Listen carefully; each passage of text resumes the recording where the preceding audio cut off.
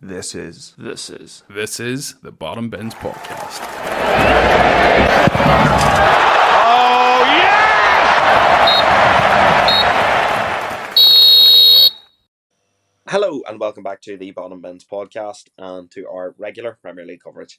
So today the game that we're covering for you is Manchester United versus Everton. A 3-0 win for Manchester United. The first game this season, United have won by over a 1-goal margin. So let's just get right into it. Oren, I think we all know where we have to start, and it has to be at Alejandro Garnacho's goal. I mean, definitely more aesthetically pleasing than Rooney's. It's definitely one of the best goals I've seen live, where I've literally, me and Laurie were getting the stream on just as Dallo was pulling the ball back, and I swear the two of us near jumped out of the seat. It was absolutely incredible. But he is that type of player, Warren, isn't he? He just has that kind of arrogance about him that if anybody's going to try it on the pitch, it's probably Garnacho. Yeah, absolutely. And especially the type of player he is and how young he is, that's definitely a talent that I hope isn't brought out of his game to try them sort of things. And, it's different, the likes of him doing it and maybe Anthony doing it because, I can't miss and he try it all the time. But there's no end product with Anthony whatsoever. But Garnacho, at least, there's a half a chance no matter what he tries out, you know what I mean? One of the best goals I've ever seen, to be 100% honest. Technique and everything was fantastic. We spoke about it last night. You were talking about Dallo's cross there. A cross for an overhead kick is a shite misplaced cross, but it looks unbelievable because of a fabulous finish, and that's exactly what that was because Diogo Dallo, again, was pants. And even though we won 3-0, he's just not good enough. And as soon as Wan-Bissaka is fully fit, he will come back into the squad because Diogo Dallo is not up to the colour of the Premier League whatsoever, let alone the colour of Manchester United. But 3-0, fabulous result for United. I expected it, to be honest, even though people were thinking United were going to get beat because of Everton's point deduction. There were all the raucous going on behind the scenes. But, I knew United would come out and do a job. I didn't think it would make such hard work of it. I know 3-0 sounds unreal, but I think it's very flattering to Man United, to be 100% honest. Obviously we got the penalty. I think it's only our third penalty since last season or something, which is crazy. And fair play to Bruno giving it up to Rashford. I understood it. I understand it now, but if he had missed, it would have been absolutely dire for Manchester United, to be 100% honest. And I think he would have got a lot of ridicule for it if Rashford had missed. Because, his performance was brutal. Absolutely brutal. But hopefully this gives him the confidence and spurs him on. I'm not trying to be negative about a 3-0 result, but this is the reality for Manchester United fans. But look, statistically the most informed team in the Premier League has 5 wins from our last 6, and the last 3 have been clean sheets. Onana had another good game. Apart from I hate this passing out from the back. I don't understand it. United aren't good enough to do it, but they keep putting themselves in trouble. But obviously that's the style that Eric's trying to implement, and once we get our full 11 back, I think we might see it be a lot more successful. But yeah, 3-0 for United, good result, especially going into a tough game against Newcastle. Yeah, agreed. And I do agree with your sentiment, Oren. Yes, even though it was a 3-0 win for Manchester United, I don't think any of us can sit here and say it's a convincing win for Manchester United. It's definitely far from. To be honest, that for large periods of the game, Everton were definitely the better side. The difference between the two teams was really just in front of goal. United were just more clinical on the day, and Everton weren't so clinical in front of goal. Connor, as Owen just pointed out there, Rashford manages to score a penalty, gets himself back on the score sheet. He's back with a girlfriend as well, and we all know what that means. He's about to cook. So, what did you think of his performance overall? I mean, for myself personally, it wasn't great, but look, I mean, at least he got himself back on the score sheet. Yeah, lad. He just keeps getting back with the girlfriend, lad. Anytime he's playing badly, just get back with the girlfriend and things will turn around and he'll start balling. Good thinking, Marcus. Marcus, he was really poor again. Let's be honest. I'm looking at these match ratings. Garnacho, absolute worldly. What a goal. 9 out of 10. Not a chance. He wasn't the man of the match. He scored the best goal, but he wasn't man of the match. I thought in general he didn't play that well. Rashford, very poor. Again, I don't even think, Martial played better. And this is Martial who just couldn't get in the side, and he won a penalty and scored a goal. Once Marcus scored that penalty, I didn't really see any improvement. Like there was no, I don't think it's boosted his confidence in one way. I think it was nice of Bruno to give him the penalty, but if he had missed that, getting back with a girlfriend or not, he would have got a lot of abuse. So for me, United in general, as Owen says, you have to be honest. It was the first half performance. We scored that worldly, and then from there it was absolutely brutal. Ten Hag said the same. He said, we're lazy. Just even some of the passing back to Onana was just shocking, putting them under pressure. I thought Onana played well, but we're not a good enough side to play from the back at the minute.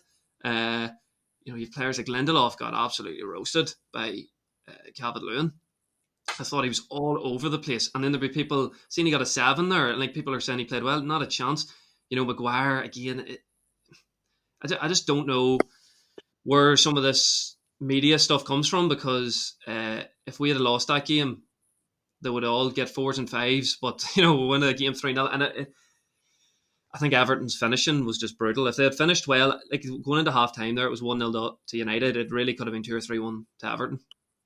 And then we Yeah. got the second goal, the penalty. It was a penalty, got the second goal, and I killed them off. They just lost all confidence, and the week they've had, it just destroyed them mentally. And, a 3-0 result is a great result, but I'm still really worried. And we're going into the Newcastle game, and it's going to be a tough ask to win there. And then we have tough games coming up. Liverpool away, Chelsea. Good result, but I still think, we don't really play with a style either. As I was saying to you, Richie, about how Villa and Tottenham play. Even Tottenham, they're missing so many players, and they still play a great style of football. I know they've lost 3 games in a row, but I thought they were very unlucky. I think Villa, play a really exciting brand of football. With United, it is just boot it forward and hope for the best. And we're moments SE. I've said this this is for years. Moments SE.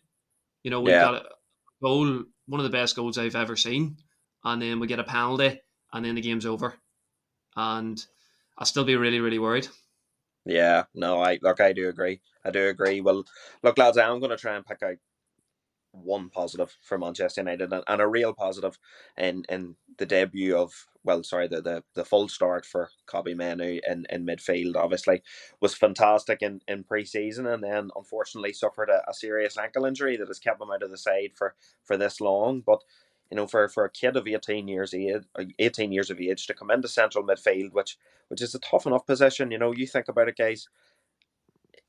Central midfielders don't really break into the first team until they're like 20, 21, because it's a position that requires maturity and experience. And really, this is, I said this the other night, he's 18 years of age, but he played like he was 28 years of age. I just thought he was very mature, very composed on the ball. I know we've maybe criticised United for playing out from the back, but I thought every time they played De Menu, I thought it looked good. He was able to skip past, beat the press, and that's just something we haven't been able to do all season long. Casemiro was able to do it at times last year, but I thought Menu, every time the ball was passed out to him, he beat the press effectively, and I don't think I've seen a midfield performance like that. Probably from Carrick retired, to be honest. I think there are a lot of similarities between him and Carrick, and I remember one instance in particular. Onana sort of plays the ball out. He beats the press, gets the ball. Garnacho goes on a run. Now, if his final ball was a wee bit better, Garnacho would have absolutely been in on goal. He just kicked it maybe 3 or 4 yards ahead of two ahead of Garnacho. But Oran, just coming to you, I mean, it was a great performance from a kid who's not had a lot of minutes. Yeah, it was a commanding performance from him. Like, both Gary Neville and Roy Keane said that it was one of the best. He looked like the most experienced player on the pitch for Man United, and he did. He was unbelievable. It was a very composed performance from Kobbie Mainoo, but he stuck to his job and stuck to his role very, very well. Like, it went from him having a goal line clearance to playing a perfect through ball to Bruno, which we didn't end up finishing through. But it's everything. Every part of his game seemed to just click, and if that's a sign of things to come, I don't want to put too much pressure on the lad, and I hope United fans in general don't put too much pressure on the lad, because we've had this rodeo before with young players who start off amazing at United, have this sky high potential, and it just doesn't work out. So hopefully he's not one of these players. There has been a lot of talk about him. He's been fantastic in pre-season. Finally came into the side. It looked like he was going to start at the start of the season, as you said. Hopefully it kicks. It's a kickstarter for Manchester United in midfield, because we're really lacking in midfield. And under the guidance of Casemiro, it's only going to help him as well. I agree. Absolutely agree with you, Oren. Absolutely agree. So just go to the other side of the game then, lads, to Everton, of course. Obviously, Connor, you just alluded to it there. A mental week, a mental 10 days for Everton. 10-point deduction in the Premier League for breaching one charge of financial fair play rules within the Premier League. And then a tough day at the office against Manchester United. Look, I know we've already said it. 3-0 was probably a bit flattering to United, but they were still beat 3-0. And really, a lack of ruthlessness up top cost them in this game completely. Now, I personally am going to go out on a limb and say I do think that they're still going to be safe this season, even with the points deduction. I know it probably didn't help that Luton got a positive result this weekend, but I do still think Everton have enough in the tank to be safe this season, to be honest. Now, obviously with a 10-point deduction, that is going to be a lot harder, but just in general, Connor, a mental 10 days for Everton, and really, I would say an unfair 10 days for Everton. What about yourself? Yeah, definitely. It kind of just came out of nowhere. 10-point deduction seems a bit much. I don't think it'll end up being a 10-point deduction. I think it will get reduced on appeal. With Everton, as I thought they played okay. I thought after at first, they got shell shocked by the goal, and then after about 20 minutes started dominating the game. Should have scored. I think Decore missed a good chance. They had the one off the line. Just unlucky. And the only thing is, I do think after we got the penalty to make it 2-0, they fell flat, and you could tell maybe the last 10 days had affected them mentally, because they seemed a bit drained. They looked a bit tired, and I think that they didn't perform to the standard that we had seen pre-international break, because they were in good form and they were playing really good football. I think they'd beat Palace away from home. They've had a really bad run at home. I think it's their worst run at home for this amount of games. I think 7 or 8 games in their Premier League history. Usually so good at home. So they'll have to improve on that. But I do think, I think they have the caliber of players, and I think the reduction will, or they will get the points deduction reduced a bit. And Luton, obviously good result for them, but I still do think Luton, Burnley, and Sheffield United are worse than Everton, and I think Everton will come back, and they just need to improve their home form, because away from home they've actually been impressive, but at home have been disappointing. But I'd still expect them to be safe. Yeah, no, I completely agree. Oren, just sticking with Everton, then we've seen the protests from the supporters in the form of those placards. Premier League corrupt. It was rumored as well Manchester United fans joined in with the protest too. They were sort of standing in solidarity with Everton, which is strange, because obviously Manchester and Liverpool, the two cities, such a massive rivalry. Um, what do you make of Everton this season? What do you make of the points deduction? Do you think it's fair yourself, or do you think it's completely been blown way out of proportion?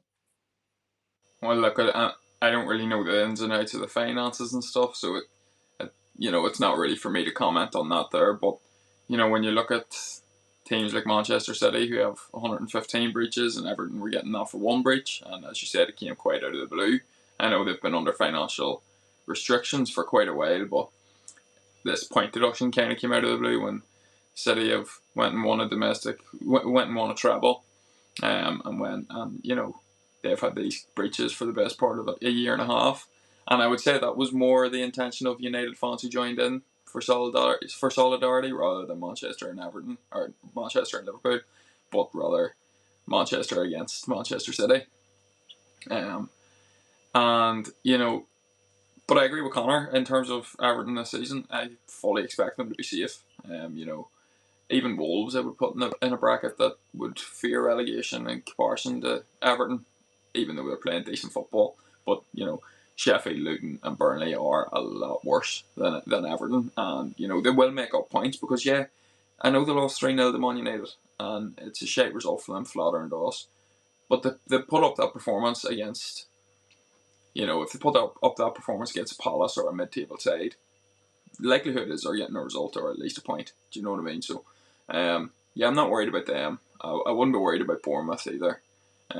Two sides that were really struggling last year, and no, I think Everton have enough. They've got a good manager. Sean Dyche. He knows how to grind out a result. It'll be interesting though in January because that that kind of bulk of players that they rely on so much. One of them gets injured, and it's a different Everton team. And I think Abdoulaye Doucouré, for me, is one of the most important players in Everton's squad at the minute. And I think it'll be interesting in January because I don't think we're going to see incomings just because of financial fair play. However, I would not be surprised if Everton were forced to cash in on the likes of Calvert-Lewin. And it's, Calvert-Lewin's not the same 60-70 million pound player that was quoted 3 or 4 years ago. You'd be doing well to get 25 to 35 million for Calvert-Lewin, even though he's probably a better player than that, of course. And I think Everton, being in their financial constraints, won't necessarily have the muscle to reject an offer like that. So I think their reserve will really, really be tested in January for some of their best players. And that could really affect them going into the second half of the season. Yeah, absolutely it could.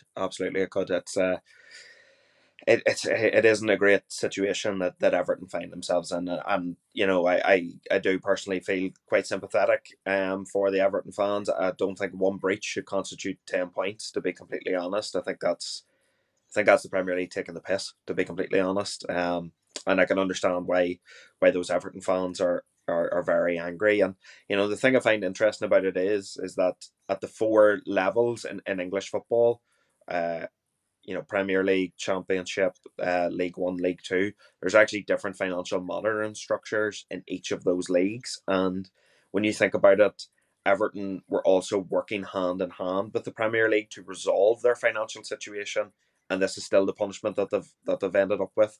And not to throw shade at Manchester City, but they are very much going out of their way to not work with the Premier League in terms of allowing them access to financial documents, transfer reports, etc., etc.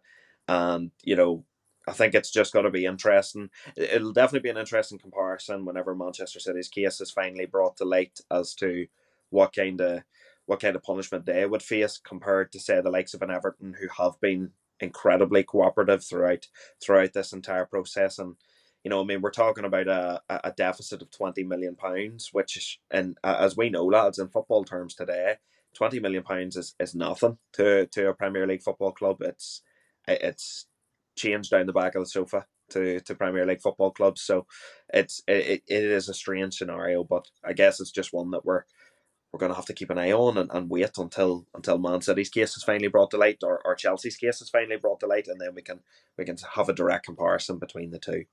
But that's going to do it for this episode, folks. Thank you very much for listening.